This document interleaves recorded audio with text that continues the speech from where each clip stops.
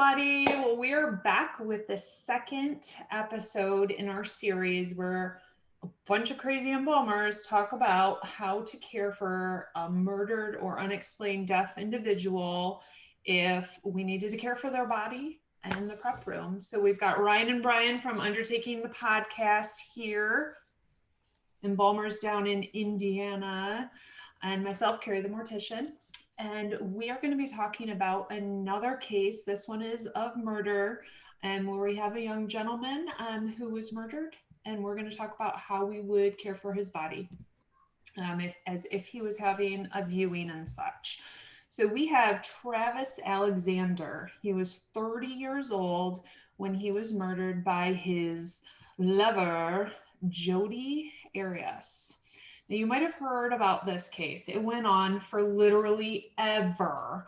So the murder happened on June 4th, 2008, and she was not convicted until 2013. So a long time that this case went on.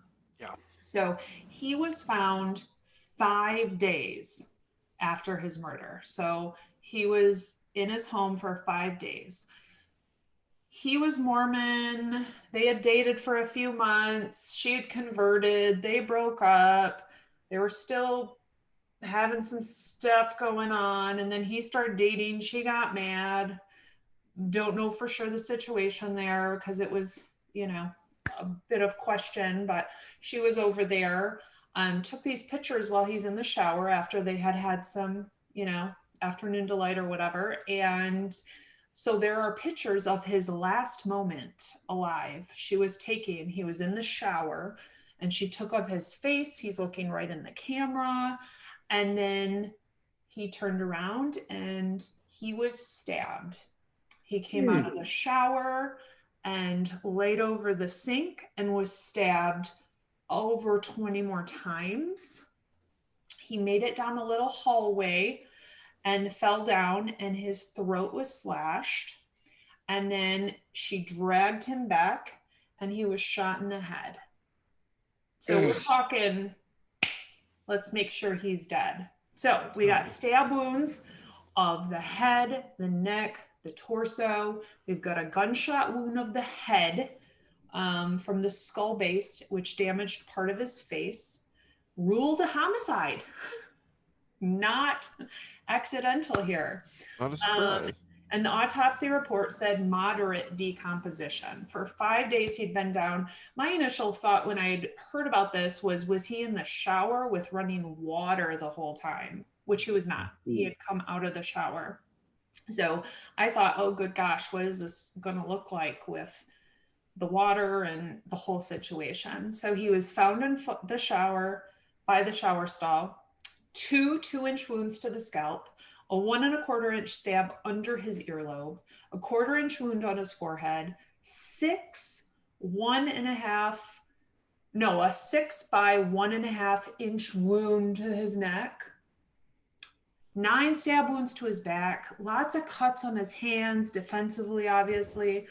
So the reports say between 20 and 27 stab wounds. Wow. Depending which reports you read. And then a 1/8 inch gunshot wound above his eye. Many contusions. So livor mortis is set and fixed. So Ryan, do you want to define livor mortis for me? Basically, livor mortis is the discoloring of where the blood has gone to the interstitial tissue, has left the capillaries, and it's basically, in so many words, kind of stained certain areas. Now, it can sometimes be removed. I think postmortem stain is what we really deal with some issues there. But basically, livor mortis is just basically that darkening, that bluish purple skin pigment that changes. Well, and that's blood pooling, basically. Well, and that tells a lot of investigators if the person died where they find the body, because if the discoloration is set how that body is laying, or if the discoloration is on the side or top of the body, that means that body's been moved, because that wouldn't have pooled on top of the body or on the side. So that livor mortis and that fixation of that color in the tissue tells the investigators often a lot about the crime scene and where they might have died and how they might have died. So it throws out a time frame. We use that too. I mean, they use that in pre-hospital care too. It's an obvious sign of death. Very much. Yeah. You have to put in documentation. So also in your embalming report. So we've got bloating, discoloration, skin slip, purge from the mouth and the nose. So Brian, again, defined for a skin slip. If anybody didn't see our last video. Skin slip is a part of natural decomposition when we have a breakdown of our body proteins and amino acids. The binding tissue, the binding material that holds our dermis to our epidermis starts to break down, and the top layer, our epidermis, can slide off. Now, this usually happens with going to be an outside force. So an investigator touching the body. It's normally not just going to do it on its own. So it's going to be from an outside force that causes that to slip, but it's because decomposition has made that tissue fragile.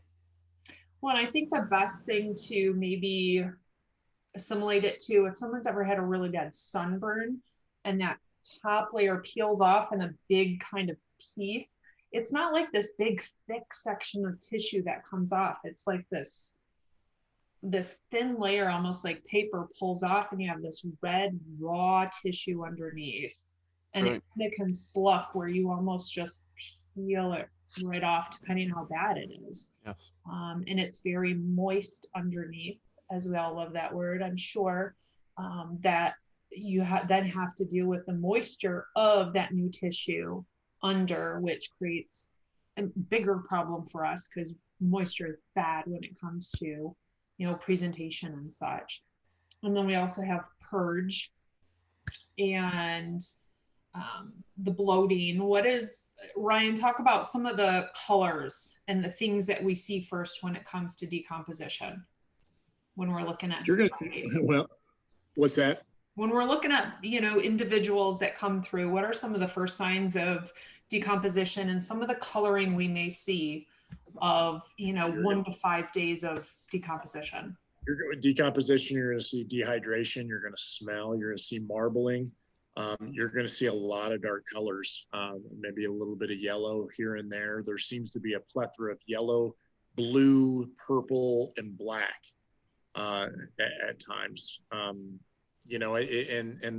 that's something you're going to have to treat pretty quickly to start that process of kind of fixating some things there. And, in those situations, you're probably going to, probably in this situation, you're probably going to have to pre-treat a lot of things before you actually start embalming. Yeah. Well, we see a lot of green too. That's the first sign of decomposition. Oh yeah, a lot of green. That's what it's a plethora of colors. Oh, it's a rainbow. It really is. Like, a lot of people think, oh, they just get, a deceased maybe it's just black when they're decomposing, but it really is a myriad of colors that we see. So at this point, I'm going to have Ryan and Brian open an email that I've sent to them with autopsy photos of Travis Alexander. You can Google these. I'm not going to be showing these in this video. I don't want to be censored because of them, but I'm going to have them open these pictures, and I'm going to have Brian talk a little about what kind of trauma to Travis's face. I'm going to have you talk about the face and kind of some of what your first analysis would be looking at his face. Okay. Just looking through our photos here. So yes. So, wow. Yeah, we see obvious signs of decomposition. We see color changes. Looking for, okay. Let's see. I'm just kind of going through the pictures here. So yeah, we see a lot of the wounds from the violence as well. So these wounds are different colors themselves, and so I do see some bloating and some. So when we talk about the colors, I mean, you've got his picture here. He's a good looking guy and young, healthy, and You know, these are some, it's hard to describe as an embalmer to just the general listener of what we actually see. So, you know, even though his face isn't fully visible in a few of these, he doesn't look like himself at all. Um, and uh, I, the word that keeps popping up in my head is just so sad. Mm. So I mean, his features have changed. They've changed shape. They're a bit dehydrated. The skin's pulled back a bit, but lots of dark discoloration. Um, and yes, I would definitely hypothesize the presence of tissue gas in this case, Mm. which is a very strong, um, rapidly um, rapidly multiplying bacteria that gets in and damages tissue and creates lots of problems for the embalmer. Um, I don't know if that was what you're looking for, Kari, but that's what I got. Whatever. Nope. I just want you to kind of explain, Ryan. What are your first thoughts looking at his facial pictures? What would Brian, you? you're right. I mean, Yeah. he's not an ugly fella. Good looking young fella. You know, I look at that. First thing that is very, very noticeable to me is obviously the laceration in the neck area. That's pretty tough. Looks like it's pretty deep. Plethora of colors. You do have I feel like a lot of blues in here. There's not a whole lot of actual skin that maybe looks natural. There's a plethora of different colors, like I talked about. There is some skin slip. That neck injury is pretty abrupt. That's and deep. You look at his back. Obvious signs of penetrating trauma all throughout the mid back. Off to the right, you've got what looks like a lot of discoloration, blue, purple, some swelling. The obvious notable areas in his back where he's had some trauma. So you also have to think of those as a embalmer as points of where water can get out. So that's something you have to think about too. It's it's interesting, that I don't know. I mean, I don't know if all funeral directors necessarily turn their decedent over all the time. So in this situation, this would be something that, yes, in trauma, you need to do a full body assessment, definitely. I go down here to his face, lots of dehydration there. Colors of yellow, kind of a darkish green, definitely dark around the eyes. Looks like he's got a little bit of I don't know what it would be. It looks like possibly like maybe an entry wound or something like that, or it could be just some decomposition there above his right eye. I think that's that's an the entry bullet wound. entry from the gun. Okay. That's what it looked like. That's what it looked like, but I just didn't know. I didn't want to necessarily. Lots of marbling on the forehead. It looks like maybe a little bit of swelling in the eyelids, upper eyelids. But the thing about it is, it almost looks like his face has kind of reduced a little bit, guys. Kind of pulled back. His lip area is very dehydrated. To the point where teeth are very much, at least those front teeth are very much exposed. And then we go down to hands, and the hands are definitely very much a plethora of colors too. A little looks like a little bit of white, black, purple. You've definitely got some spots on the fingertips that still have a little bit of a pinkish hue to them, but a majority of that hand, I would probably be a little nervous about touching it. It probably is pretty brittle. Fingertips, fingernails look like to be dehydrated and black. So this is a tough case, guys. Tough case. The head injury looks like he's got a laceration. He might have been stabbed behind his right ear. I don't know. Yeah, they said there was one near his ear. Okay. I didn't know if that was an exit point or not, but yeah. This is some major trauma, no question about it. And you can tell by the picture that we're looking at right now, that's actually him before all this, and the one as we scroll down within this these pictures is definitely different. There's definitely some deformity. Yeah, it's an intense case. So this is a case that was sent to me by a girl named Danielle, and she really wanted us to discuss this because she had heard he had a open casket viewing. Oh yeah, I can see He had that a viewing. easily. And I don't want to say easily, but that was what when I first looked, I went, okay, yeah, they can do this. This happened in Phoenix. And so she, it was kind of around where she lived. And so it was always, it was a big case because she was near there. And so she really wondered how the heck, seeing these pictures, it could be an open casket. I tried to find, I looked at pictures from the funeral. I've tried to see everything. I don't see where the casket was open. Not saying it wasn't. They might have had even a private family viewing for him before, a big funeral.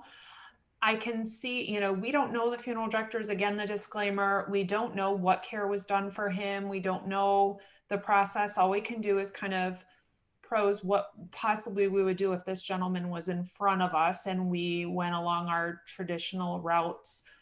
I can see where some funeral directors might just look and say, nope, no way, not touching it, which we know embalmers like that. They're very, they don't want the challenge maybe of this, or they don't see the possibilities because they've never been able to be around maybe some people that have done the restoration that this individual, his picture of his face to me is mummy. Do you know, like when you look at a picture of any kind of a mummy where everything's very dried out and like you said, very pulled back. So when restoring someone's nose to me is one of my favorite things to do is tissue filler on a nose, because you don't realize how much weight and tissue you lose out of your nose when you lose weight and just plumping up the nose and such. And to me, that's one of the biggest things about his face that is changed is how thin his nose is. And then like you had said, his mouth, it's so dehydrated, so reduced. So if you were able to get some fill into his face, it could bring back some of his natural features. But I can see where some people might be really put off. But as we've said with decomposition cases, you don't know what's going to take tissue until you get in there and try and raise vessels. With an autopsy, those vessels are all exposed. The cavity is open. You can go right to the carotids, right to, you cut in to go, I go in and go to the axillaries. I don't know what do you guys do for injecting the arms on an autopsy case? Axillaries. Yeah. And sometimes if I can get that subclavian every now and again, but sometimes that's tough. It's left. Yeah. It depends on whoever did the autopsy, if they leave us good vessels or not. And then, doing the femorals or not the femorals. So iliacs. Yeah. Guys, I'm curious if I could ask you both a question. Hey, Brian, hold on one second. Yeah. Hi, honey. Hi, I love you. Okay, sorry. Oh, that's awesome. I wanted to run a question by you guys. So we've seen the photos. As an embalmer, what are the areas that you're worried about? I mean, whether it's the injuries, the color, the dehydration. For each one of you, what is something that bothers you that you're going to worry about during this embalming process? Go ahead, Ryan. I'll let you go first. I think the restorative aspect of the head is something that's going to be a big issue. The neck injury is something I'm definitely going to be worried about. And that's going to definitely take a little bit of work there. Probably going to have different type of garments, clothes that he would be wearing. Getting that, rehydrating his facial features is going to be a challenge. And that's something I would definitely be, I'm worried about. Absolutely. Kari? Yeah. I think the skin slip that you can see is, under the armpits, which is one of your hot spots. I mean, you can see in the picture where all the stab wounds to his back, you can see the severe skin slip and things building up. So getting that under control. His face, I feel like I just want to pour Restorative, which is like a lanolin hydrating tissue. I just want to soak his face in it and see what happens and see if it plumps him up at all. I don't know. But that neck wound, I want to like tip his head up to see if it comes together, because you can see that they are gaping his head backwards so that you can see the trauma. And I want to bring his head up to see if that tissue is going to come together to be able to suture it. It is very high up on his chin though. So, you know, it might have to be some creative viewing that you do cover with even a blanket so they can just see his face. To me, it's as we learn together, as long as they don't have to be perfect, but they can be perfectly recognizable. And for that family to just be able to come in and see even part of his face for a little while, I would feel like was a win, if nothing else. And I feel like that could easily be done in this scenario. Just like his picture of his face, they have a blanket covering the neck wound. And so even if that was all that I could do, I would feel great. His hands, you're not going to get rid of the blackening on his hands. I had talked in a video actually earlier, my live video that I have shot, about someone had asked about not being able to get a fingerprint. And I said, if the individual's been in a cooler for a very long time, you get this kind of that drying. It almost looks like frostbite, where the fingers just dry out, turn black. And that's kind of the first thing to go. You can't do, you know, that tissue is completely just rotted. There's not much you probably are going to be able to do, but you can try and get some fluid in there. I don't know one of you was just say something. I think you're going to have to figure out that cut in the neck is deep enough to where you're going to have to find a different injection point. Probably those carotids. Oh yeah, they're gone. I mean, that's a deep wound, so that's going to be something too that's going to be challenging. Well, so, I mean, like you said, autopsy to us is such a win, because you've opened that body up, which includes the cranium, to get to the circle of Willis in there. That as long as that bullet hasn't broken apart the vasculature in there, you can try and inject through the circle of Willis inside, because that's your arteries kind of up in your head. So those give you 2 points to maybe try and force fluid in there if you needed to. I wouldn't want to have to go in and find facial arteries. I wouldn't want to be having to do that. That is like worst case scenario, which would be raising up in the face an artery. I think I've done it once, and that was on a cadaver I got to practice on. Have you guys ever had to do that for an actual case? No, I can't imagine. No.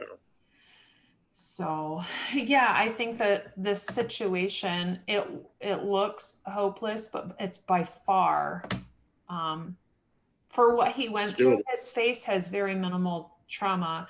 I think when you think gunshot to the face, most people are going to imagine that like half your face is obliterated, but people don't realize that a lot of handguns, you have this minimal little entry typically, which a little bit of cosmetic and it can cover it.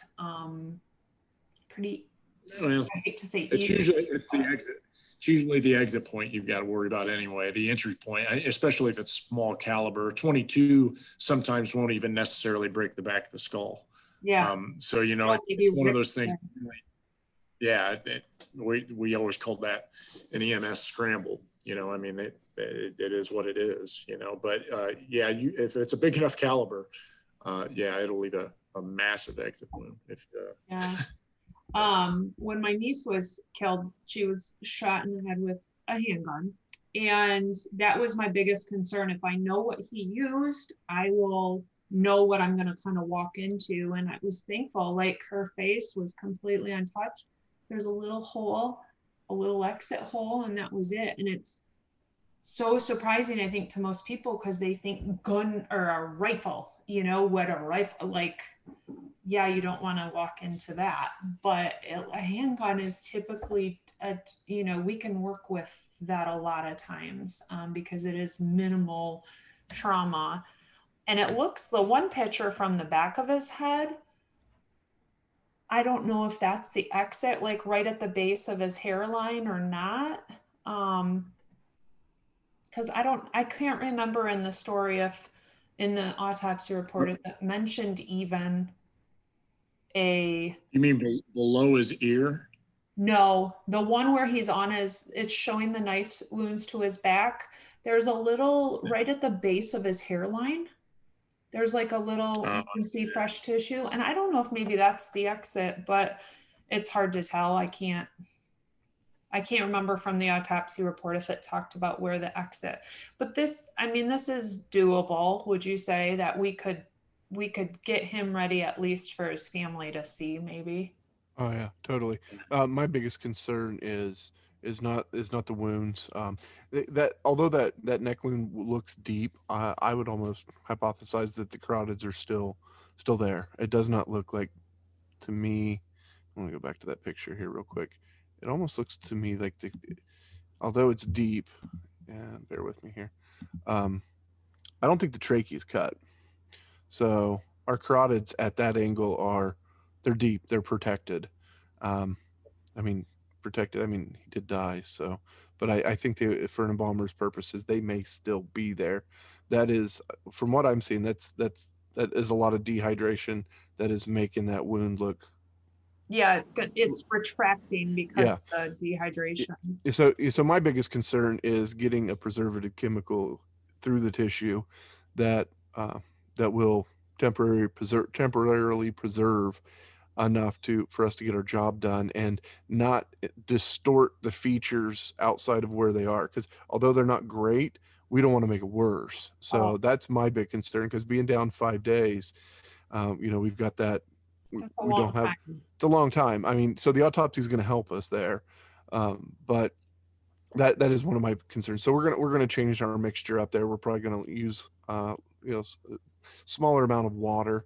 It's not going to be a regular embalming mixture. It's going to be something pretty strong, and definitely not as high a volume, because that tissue is going to have the tendency to swell. And some swelling is going to be okay because of the dehydration factor, but you get too much, you're going to distort tissue where it's not going to look like them. But the wounds, I think you can bring those together, and then you can do some restorative art, whether it be some wax.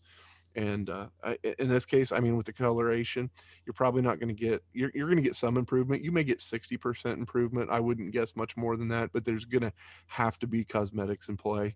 And being that you're going to have cosmetics, you're going to be able to cover those wounds. So that's my biggest, is the care of the tissue as is. Yeah. Nice airbrush over, and that'd be an airbrush situation for me. See, I tend not to use an airbrush unless we're covering really, really bad discoloration, because I just think airbrush goes on really heavy. So I think it would be an airbrush situation for sure. Yeah. No, I think this is good analysis of this poor man's, what a horrible, good golly. That was some rage going on there with this situation. How old was he? He's 30. Just 30, and dated the wrong chick. Yep. Very, very spiteful. So now this is a situation also, if you watched our first episode of this series, where he had trace amounts of blood alcohol level as well, which is caused, as we saw in the Watts family murders, that Shanann had a blood alcohol level, so did Travis, because of the decomposition and the fermentation of the bacteria and the yeast within the body. It causes a blood alcohol level. So again, it was quickly questioned, had he been drinking? But 5 days of decomposing, it was naturally building up in his system to cause a blood alcohol level report when it came back with this tissue. So this was one, she was finally found guilty of first-degree murder on May 8th of 2018.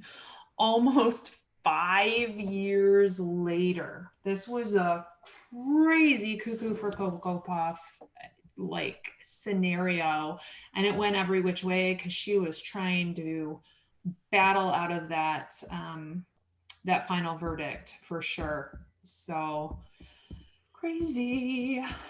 Yeah. What she end up getting? It just said first degree murder. I know initially they were talking, I think the death penalty. I think they have the death penalty in Arizona. I'll have to go back, shoot, and read. It's been a few minutes since I did the research to do this one, and she was fighting against that. But oh no! Initially, she said, "Good, bring on the death, because every minute I don't have to be in this world will be a sweet release," or something. You know, some quote like, "Give me the sweet release of death and everything." So, but then I'll have to look. I think she just has life in prison, but I'm not sure. I'll have to look and see what she got. But 5 years, good golly.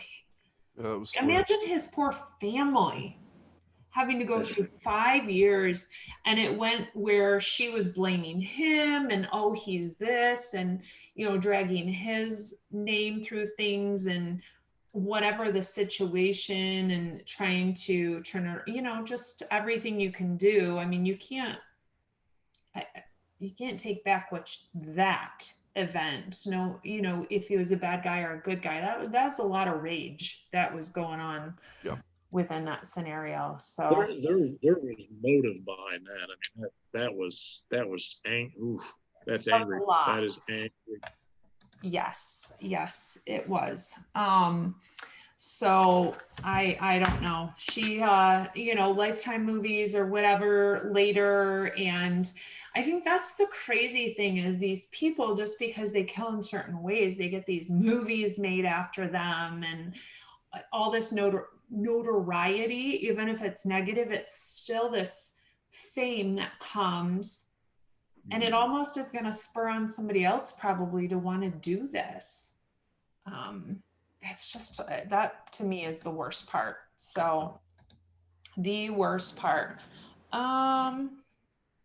Because a second jury was deadlocked in the penalty phase of Arias's case, the death penalty was taken off the table, and a judge sentenced her to life in prison without the possibility of parole on April 2015.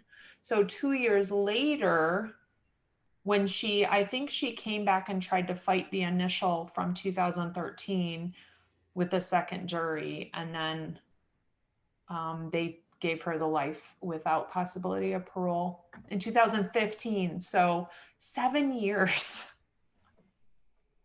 That's crazy. That's crazy.